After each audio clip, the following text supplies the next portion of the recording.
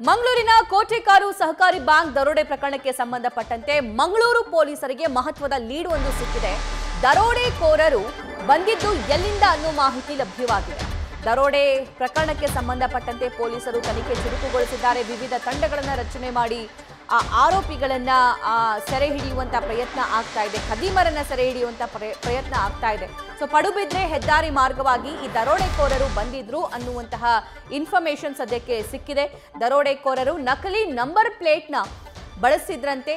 Grey Fiat ಕಾರ್ನಲ್ಲಿ ಅವರು ಬಂದಿರೋದ್ರ ಬಗ್ಗೆ ಮಾಹಿತಿ ಲಭ್ಯವಾಗಿದೆ. ಸ್ಥಳೀಯರ ಜೊತೆ ಹೊರ ರಾಜ್ಯದವರು ಈ ಒಂದು ಕುಕೃತ್ಯದಲ್ಲಿ ಶಾಮೀಲಾಗಿರುವಂತಹ ಸಾಧ್ಯತೆ ಇದೆ ಅಂತ ಪೊಲೀಸರು ಶಂಕೆಯನ್ನ ವ್ಯಕ್ತಪಡಿಸಿದ್ದಾರೆ. ಅವರಿಗೋಸ್ಕರ ಹುಡುಕಾಟ ನಡೀತಾ ಇದೆ.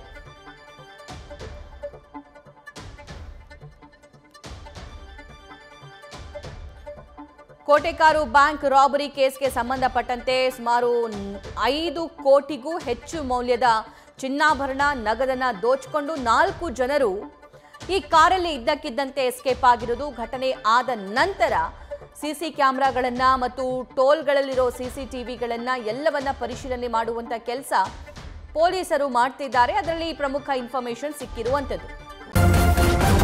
ನ್ಯೂಸ್ ಫಸ್ಟ್ ನಿರ್ಭೀತಿಯಿಂದ ನಿಮ್ಮ ಪರವಾಗಿ.